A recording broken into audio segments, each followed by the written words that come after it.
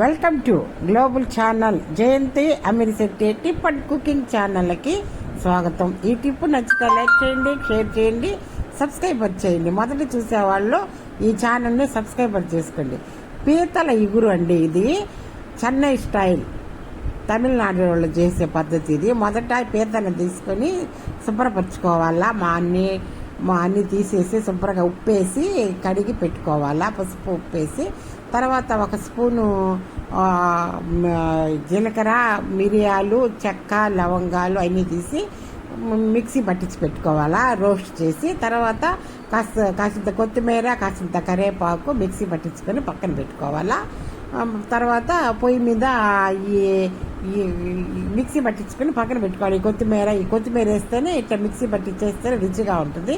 తర్వాత ఇవన్నీ శుభ్రం చేసుకున్నాం కదా, ఈ పీతలంతా శుభ్రంగా చేసుకొని పసుపు ఉప్పేసి కడిగి పక్కన పెట్టుకున్నాం కదా. పొయ్యి మీద కళాయి పెట్టి దానిలోని నెయ్యి వేసి వేయించుకోవాలి. నెయ్యి వేసి వేయించుకొని ఇవన్నీ పీతలన్నీ నెయ్యి వేసుకొని బాగా రోస్ట్ చేసుకోవాలి, వేయించుకున్న తర్వాత దానిలోకి నీళ్ళన్నీ ఊరుతాయి కదా, అవన్నీ బాగా ఎగిరేంత వరకు వేయించుకోవాలి. దాన్ని వేయించుకుంటేనే బాగుంటుందండి. ఇవి నీళ్ళన్నీ ఎగిరిపోయేసి నీట్గా బాగా టేస్టీగా వస్తాయి నేతిలో వేయించిన తర్వాత. అల్లం వెల్లుల్లి పేస్టు, ఈ మిక్సీ పట్టించి పెట్టుకున్నాం కదా, ఈ పౌడరు, చెక్క, మొగ్గ, మిరియాలు, జీలకర్ర ఇవన్నీ రోస్ట్ చేసి ఇవన్నీ పౌడర్ చేసి పక్కన పెట్టుకున్నాం. తర్వాత ఉల్లిపాయలు సన్నగా తరిగి పక్కన పెట్టుకోవాలా. వేరే కళాయిలో కాసింత ఆయిల్ వేసి, ఆయిల్ కొద్దిగా వేడెక్కాక కొద్దిగా జీలకర్ర, సాజీరా రెండు వేయాలా.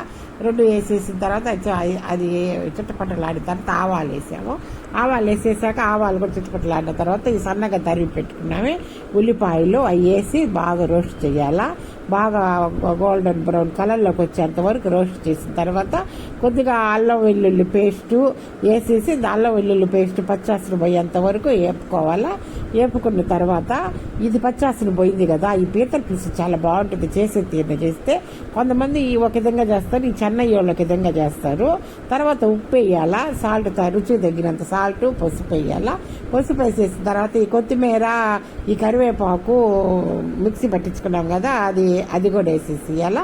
ఈ పౌడర్ కూడా వేసేసేయాలా. ఈ మసాలా, చెక్క, మొగ్గ, మిరియాలు, జీలకర్ర ఇవన్నీ రోస్ట్ చేసుకొని మిక్సీ పట్టించి పక్కన పెట్టుకున్నాం కదా, ఈ పౌడర్ కూడా వేసి మొత్తం ఆ ముక్కలకు పట్టేంత వరకు కదిపేసేసి కారం కూడా రుచి తగినంత కారం వేయాలి. కారం వేసేసాక ఈ మొత్తం ఇదంతా కలపాల. బాగా కలిపేసినాక ఈ కొత్తిమీర, కరివేపాకు మిక్సీ పట్టించుకున్నాం కదా, దాంట్లో కాసింత నీళ్లు పోసి ఆ నీళ్లు కూడా దీనిలో పోసేసేయాలా.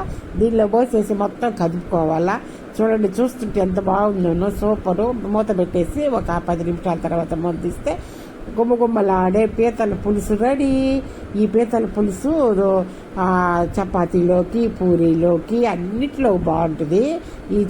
ఇది కానీ మనం మామూలుగా ఈ వర్షాలకు తడిసి జలుబు అవి చేసిన తర్వాత ఈ పీతల పులుసు చేసుకొని తింటే జలుబు దేశం మీద పడిపోద్దండి. జలుబు ఈ పీతల పులుసు తింటే అంత బాగుంటుంది. సూపర్ టేస్ట్ చేసే తిని చేస్తే